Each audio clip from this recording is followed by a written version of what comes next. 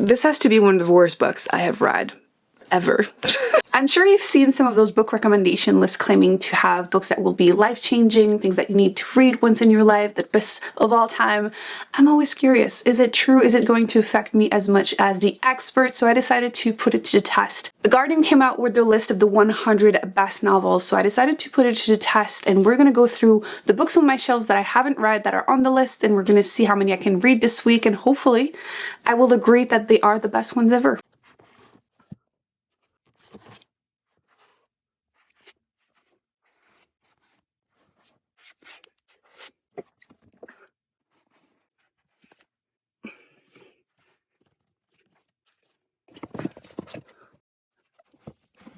So out of the list, I had already read 22 books, and apparently I own 18 books. So we have to choose what I'm gonna have time to read, not that I've messed up all my shelves. So let's start by eliminating some of the big ones that I'm too scared for. Don't get me wrong, I will eventually read them, but I'm just too scared. You have to wait until you're in the right mindset. So the Karamazov brothers, Russian classics in me, I don't think we get along, so I'm gonna wait. I just bought this one, Bleak House, and so many of you told me to not read it first, so I will listen. It's scary. War and Peace will happen one day, but today is not the day. I'm not ready. Same thing for Don Quixote. I was told to read the French edition, which comes in 2 books, which is again very scary. One day, just not today. Now, with what's left, I feel like I have to read Beloved because it is in the 2nd spot. I have already read Middlemarch, which was #1 spot, so I feel like I have to. I've only read The Bluest Eye by Toni Morrison. I did enjoy it, and I believe this is her most famous one, so I feel like I have to. It's not super big too, so yes, will happen for sure this week. I'm a little scared of the writing for The Road. I do want to read more about Ursula K. Le Guin, but probably not right now. The Vegetarian is a decent option. I really want to try her books. I recently read Clara and the Sun and I didn't love it, so it's making me hesitant to read more by him. I've been told that the rest is much better, so I will eventually get around to reading them, but it's too soon. On the list, there are 3 books by Virginia Woolf that I own, so I feel like I kind of have to read one, and To the Lighthouse is the one that is the highest on the list, so I think I might try this one. There are 2 that I just recently bought, so I feel like it's probably a sign that I need to read them. The first one is The Trial, which I like the Metamorphosis by him, so that's another one, and then Howard's End. And then realistically, I just won't have time to read more than that, so I probably will keep The Great Gatsby for like a challenge, trying to read like high school books or something, because that's a popular one for that. So yeah, just no time to read everything. We have to make choices.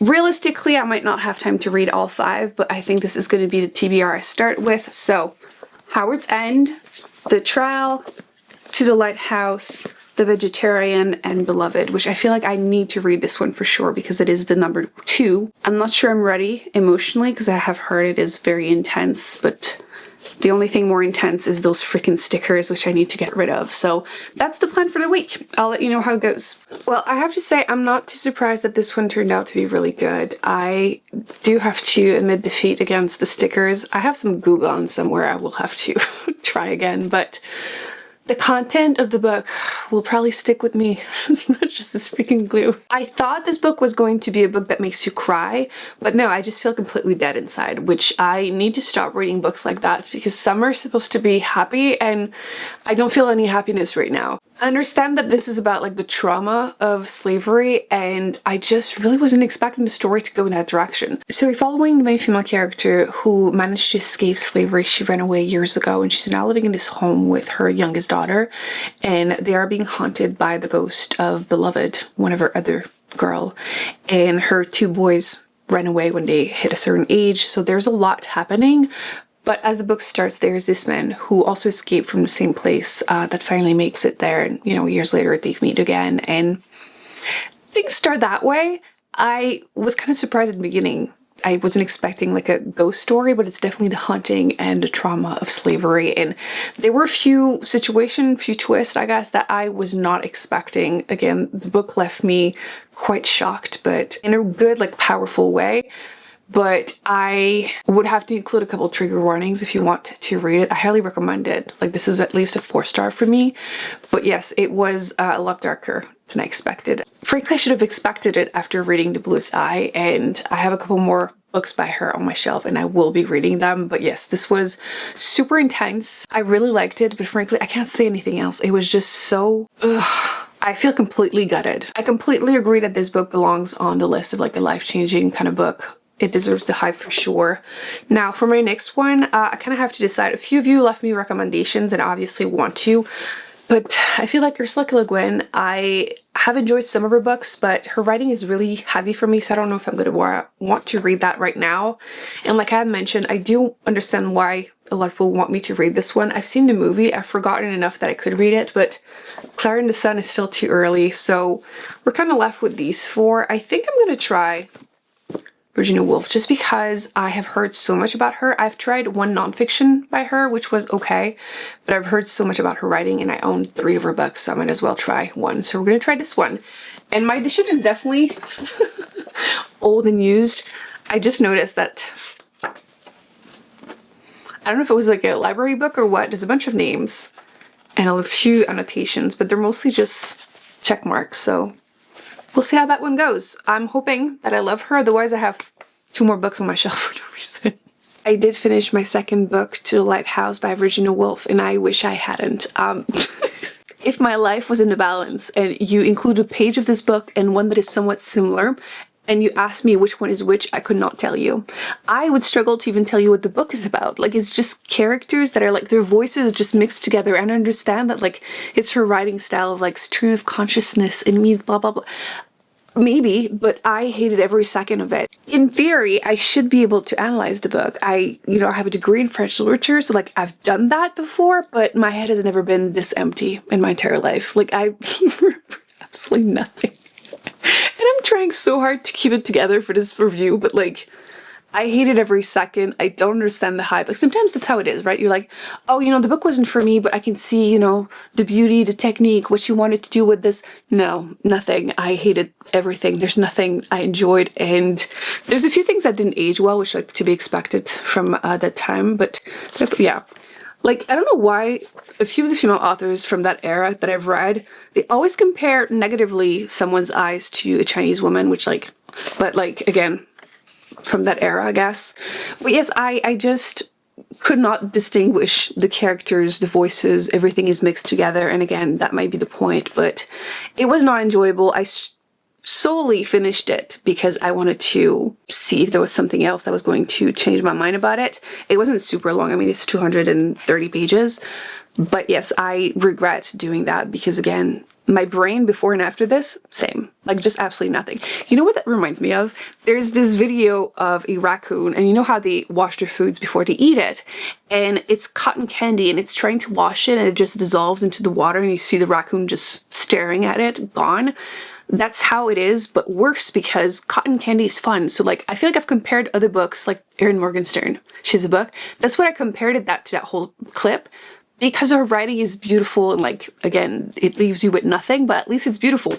It's not even cotton candy. It's straight up just a mush of gray cloud. Like just nothing before or after the water, just... But you know what? I appreciate that I have a strong opinion about it because I feel some books you're like, you're 2 stars, like, man, it's kind of boring to review. This one, I straight up hated it. And I will be looking up reviews that are negative because again, I didn't look up any because I wanted my own opinion. But I'm looking forward to reading people hating on it and explaining how they feel, how I feel better than I could myself. Looking forward to this. So if you hate her writing in general, please feel free to give me your thoughts in the comment section because again, I'm looking forward to finding my people because I feel like I've only heard good things. So verdict, does this book deserve to be on that list? No. It would not be on my list, but it might be on yours. That's fine. I understand that. I'm joking, but like you know how it is. I feel like I swear sometimes you see books on a list and you're like, is it truly a life-changing book for you? Is that truly a book that you really love, or is it just you feel the pressure? And like, that's fine, like if you actually do like it. But sometimes I'll try a book and I'm really surprised that everyone seems to have read it and loved it, and I'm like, is it? And then sometimes in the comment section people say, you know what, I'm glad you said it because I also did not care for it, and like you feel the pressure not to admit it because everyone loves it. I have no issue saying when I didn't like a book, so again, Virginia Woolf's haters, welcome home.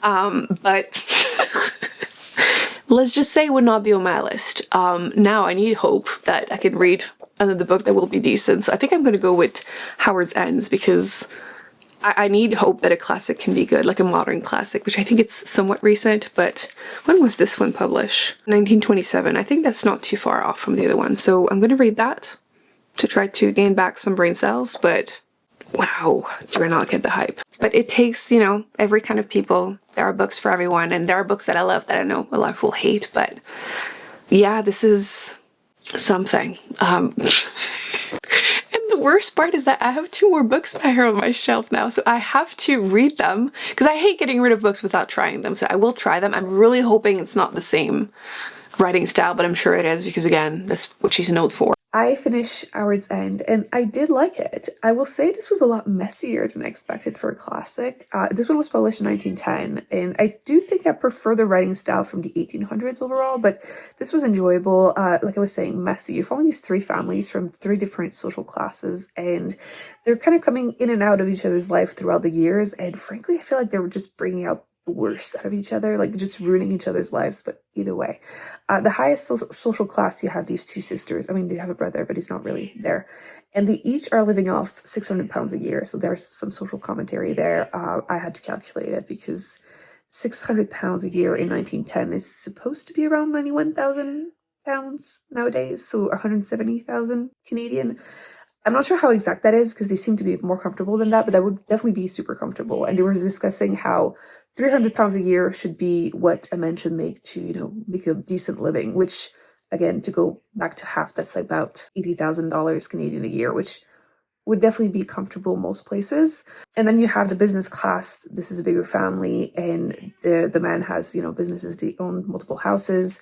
And then the lower class family you're following, it's mostly the man. He's in a bad marriage. He's very unhappy, and he believes that he should be able to make more money and work less so he could read books, and, you know, he believes he deserves better than that.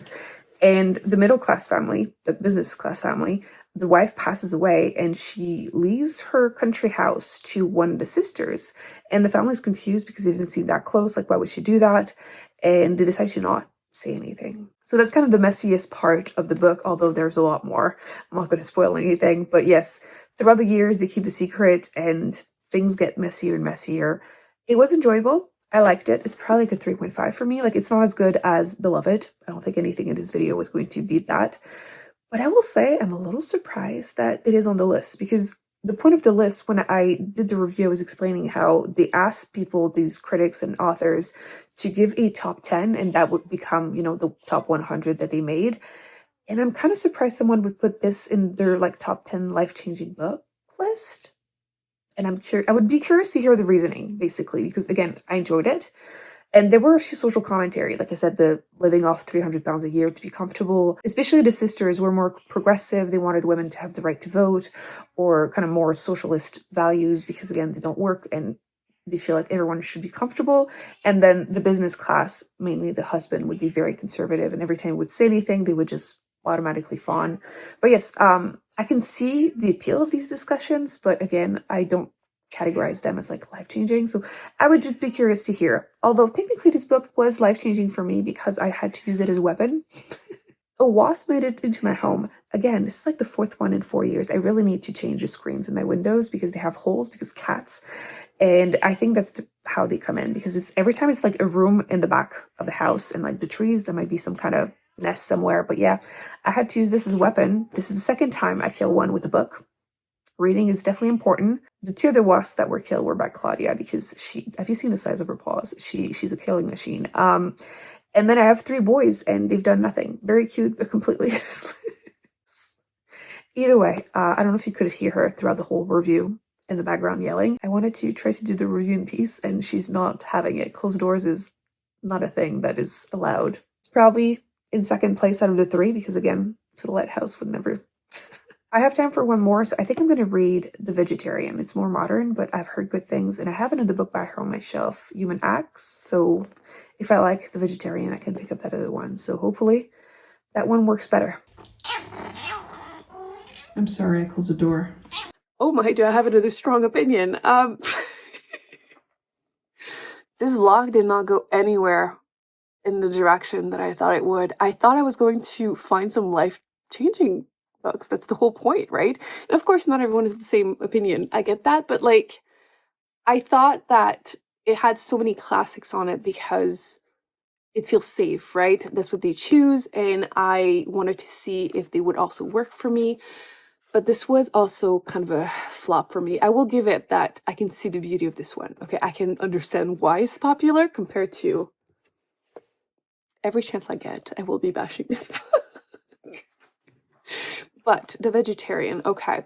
So this one, I understand that it's a social commentary on like Korean specifically society, but also just in general, you know, like patriarchy and like everything.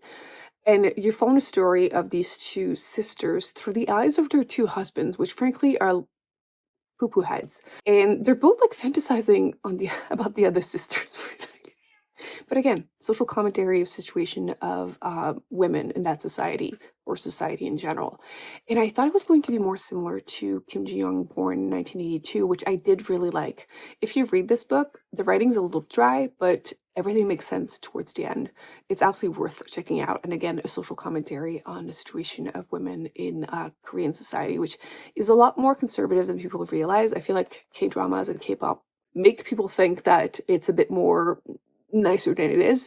So I thought it was going to be a little bit more like that. And you follow the story at first of the one sister who decides that she doesn't want to eat meat anymore. And the pressure that people put on her to conform is again just a reflection of society refusing women to have any agency. So I understand the messaging, but that's kind of where it stops for me. First off, by the way, wouldn't it be vegan? Like I understand the title being like the vegan might not be as nice sounding, but like she doesn't want to eat cheese or anything else either, eggs. So anyway, I guess not super important, but yes, I understand the beauty of the writing. But in general, I have found that a lot of Asian languages, when they're translated to English, they read really dry to me.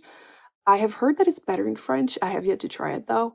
But yeah, it does read dry, but again, I expected it. So yeah, it was difficult to read from the male point of views at first, and then eventually you get the sister point of views too. But it gets weirder and weirder. So if you are into, again, weird girl lit fic, like Bunny or Julie Chen is Dead, that kind of stuff, this might be more up your alley than it was for me. So for me, this would be like a 2.5. It's not a bad book. It's just I'm not the right audience for it. So yeah, a bit less strong of opinion than this one. But yeah, it was a struggle for me to finish it. Again, I just finished it because I wanted to see what the hype was about. And it's like right under 200 pages. So it's not a long book to go through. But yes, it wasn't a pleasant experience. I don't think it is a book that is meant to be pleasant. Like it's meant to be kind of to gross you out a little bit, but that's the point. I get it. But I feel like my overall opinion on this list is not great. Not just because of the books that I pick. I mean, 2 were good and 2 were bad to me. But looking back in general to the list and the discussion that we had on the video where I reviewed the ones that I had read, I think we all seem to agree that like the list is just not that universally appealing. Like it felt very safe in terms of some of the classics that were chosen, and it wasn't very diverse, which isn't super surprising with these kind of lists, but a lot of the popular ones were missing. Like East of Eden, for example, is one that a lot of you also mentioned that you were surprised that it wasn't on there. So I'm not planning on using it as a challenge, like try to read all of the ones that I want to read from that list to try and find, you know, life-changing ones. I will be reading more because I already own some, but I won't be reading them because of that list. So in general, I'm still fascinated by the topic of life-changing books, and I'm planning on trying to find other lists to test. So if you have any recommendations, let me know in the comments. But I don't think that this one will be the one for me. If you haven't seen the reviews of the list, I will put that right there. And if you want to see some of the classics I've been buying lately, definitely check that out. You can let me know which ones I should prioritize, which ones might be more life-changing. I mean, I guess my life will never be the same